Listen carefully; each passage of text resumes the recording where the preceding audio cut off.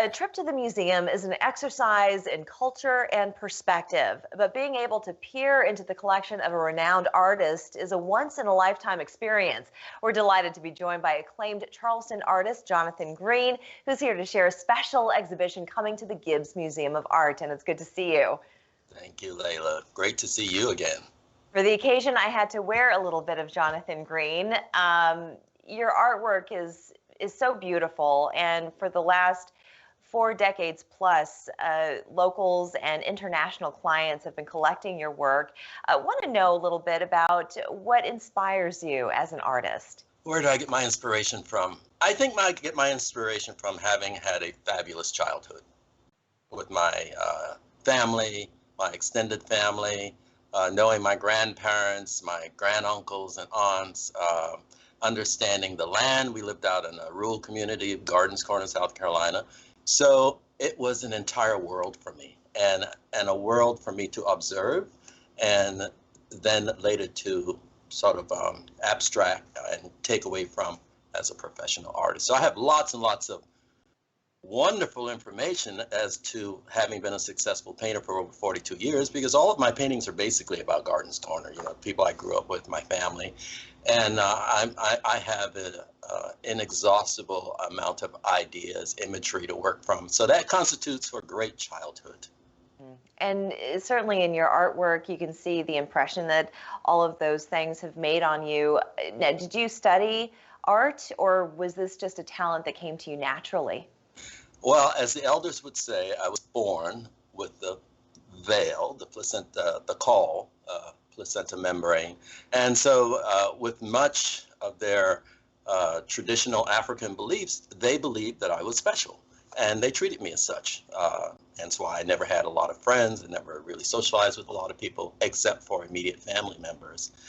And, when elders continue to remind you whom you are and your importance, you start to believe it. And so I started to believe it at a very early age, and to have a talent that they referred to as a God-given talent.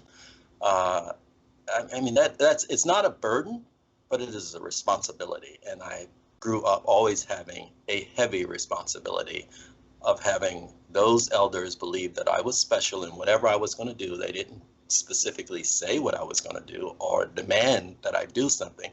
They just said that I was special and I had great talents, and looked forward to my using them. That's quite the weight to carry on your shoulders, but I imagine somewhat liberating to be able to put all of that onto a canvas. As an artist who collects a lot of art by other people, what is it that you look for in other people's artwork? I look for imagination, interpretation, cultural connectiveness. I look for craftsmanship, work ethics. All of these things, because that's what defines your story as an artist. You have to do a number of chapters of a book, if we can put it in that perspective, and over the years. And so Richard and I, in collecting, we've always looked for the artist that has the commitment to their profession. That's first.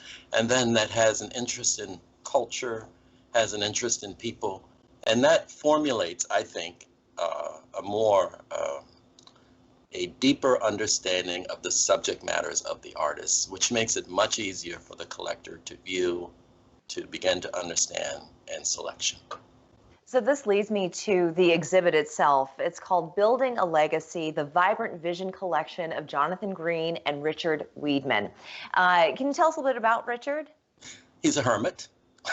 That says everything, right? And an art lover. An art lover and a Jonathan Green lover. Richard is a fascinating person. I think I was a sophomore at the Art Institute of Chicago when I met him.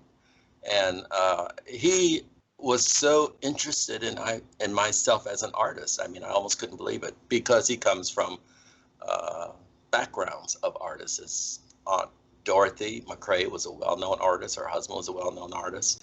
And so he had a really true understanding, and later, of course, commitment. And every artist needs that person to help them in terms of help them to be in the studio working, because that's where it all counts. And Richard was not only able to help me with that, he supported me in being a real artist, a true artist, the ability to travel, to get involved with the communities. And it takes money and it takes time to do a lot of those things. And so his commitment was genuine from the very first. So I never had to worry or concern myself about him as a person and what he felt about my art making and the lifestyle of an artist. Never had to explain any of that. All I had to do was work. So I took advantage of someone that believed in my artistry as an artist and believed in my future as an artist, and decided I'm going to make that person my very best friend. And that's how it started. And it sounds like you two are certainly soulmates with that kind of a connection. And this is a perfect place to take a break. So when we come back, I want to talk about what collection that connection has now created. So after the commercial break, we'll talk a little bit more about the exhibit and what people can expect to see. So don't go anywhere. Welcome back. We've been chatting with acclaimed artist Jonathan Green, who is now part of a new exhibit that's going to be featured at the Gibbes Museum of Art. And Jonathan, we were just talking about the connection between you and Richard Weedman and this collection that is going to be featured at the Gibbes. This is something that the two of you have amassed together. So collectively, how many works of art would you say you've collected over the years? Well, the museum says 1,300 plus.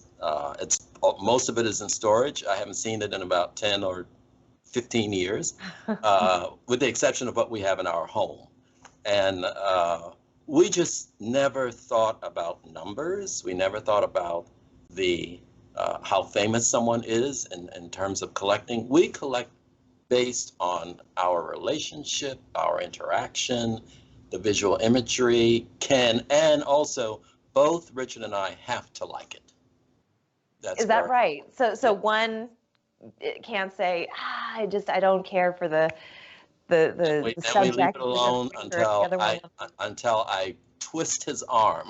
Because it's usually there's a little twisting of the arms there. A little more modern than he is. So is that right? So of the 1,300 plus that you've collected, how many works of art are going to be at the Gibbes? I think about 45 plus pieces. I'm not showing the exact number. And can you give us some of the artists who are going to be featured? Some of the artists that are going to be in this exhibition: Elizabeth Catlett, very important artist; Charles White, Huey Lee Smith, Fletcher Williams, young artist here from Charleston that we have worked with. It's from the 30s to the present. It's sculpture, it's works on paper, it's works on canvas. A very nice collection of both male and female artists, both young and older artists from different backgrounds. Many of them stem out of the South, the Southeast, but they migrated to the North and to the West, Midwest, other places. But most of the artists came out of the South. That's fascinating. Well, it sounds like a tremendous treat for people who want to come and view these works, which really is such a unique and really, truly a once-in-a-lifetime experience to see inside of your own personal collection. So this is going to happen at the Gibbes Museum of Art. It's from August 21st, that's when it kicks off, through January 10th of 2021. It's going to be in Studio 8 at the Gibbes, and we'll have all the ticket prices listed on our website and social media pages. And finally, what are you hoping that your audience takes away from this new exhibit? I know the audience will take away the wealth of artistic expression and culture of the African diaspora.